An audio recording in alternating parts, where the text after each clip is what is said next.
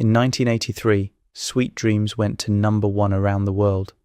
It sounded sleek, confident, and modern, but it was not recorded in a state-of-the-art studio. It was made in a small attic above a warehouse, with an 8-track machine, 2 microphones, and a handful of analogue synths. This is the story of how limitation, imagination, and determination turned an attic into a #1 record.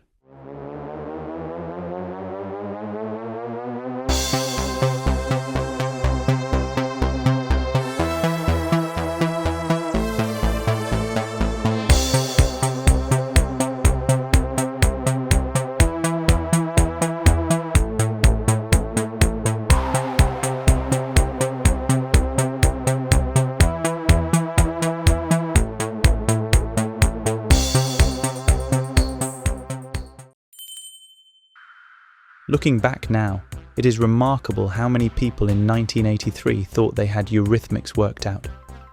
You heard Sweet Dreams are made of this on the radio, maybe bought the album, and the story seemed simple.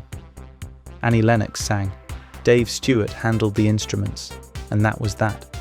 The press repeated it, the record company repeated it, so it stuck. But the reality was far more interesting. What makes Sweet Dreams still so impressive today is not just the songwriting, it is the way it was made. After the Tourists split and Annie and Dave recorded in the garden with Conny Plank in Germany, they ran into serious management trouble. By the time everything was resolved, they were without money and without a record deal. So Dave went to the bank, dressed like a businessman with a briefcase, and convinced the manager to lend them enough money to build their own studio. Instead of spending huge sums hiring expensive rooms, they invested in equipment and created their own space. That first studio was a scruffy attic above a warehouse. There was no proper soundproofing, no separate booths, just a teak 8-track machine, a second-hand Soundcraft desk, 2 Beyer microphones, and a handful of basic effects, including a single spring reverb and a Roland Space Echo. Alongside that, they were using what would become classic pieces of gear, the Roland SH-101, the Oberheim OB-X synthesizer, and the Movement Drum System 1, the powerful drum synthesizer and sequencer that you can see in the Sweet Dreams video. Much of this comes from Dave Stewart's own interviews. As with many early 80s sessions, it is possible that other pieces of equipment were used along the way, but these are the instruments most closely associated with the record. That was the setup. When you listen to the album now, it sounds polished and assured, as if it came from a high-end commercial studio. In reality, it was built on imagination, patience, and a determination not to compromise creatively. They approached recording differently. Rather than hoping problems could be fixed later, they worked until a sound felt right and then committed it to tape. If it did not work, they wiped it and tried again. They treated the studio like a creative playground, something they had absorbed from working with Conny Plank. Some of the sounds people assumed were synthesizers were not. The shimmering string effect in the walk came from a Farfisa organ through spring reverb. The clinking rhythm in Sweet Dreams was created with milk bottles tuned by filling them with different levels of water. For The City Never Sleeps, they went down to the underground and recorded trains passing with a small portable recorder, then blended that into the final mix. Dave even used his guitar to create controlled feedback that echoed the rhythm of the train wheels. Because they were limited to 8 tracks, Annie often sang additional harmonies live during the final mix.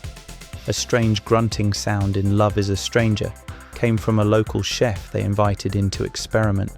The piano parts were recorded downstairs in a workshop where the owner kept a grand piano, with cables running down from the attic, and sessions carried out at night by torchlight. Even the drum sounds were reshaped and pushed further.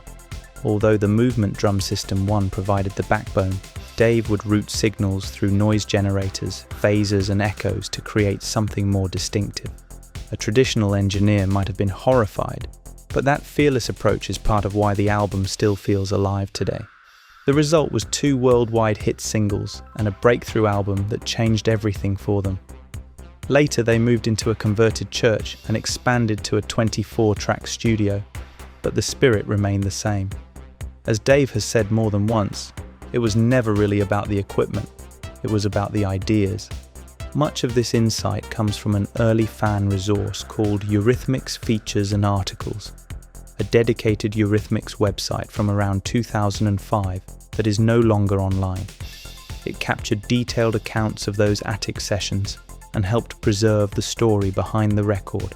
Decades on, Sweet Dreams stands not only as a defining record of the early 80s, but as proof that limitations can spark brilliance. Annie and Dave have often described themselves as complete opposites, and that tension fueled the music. By the time a song was finished, even they could not always say who had done what.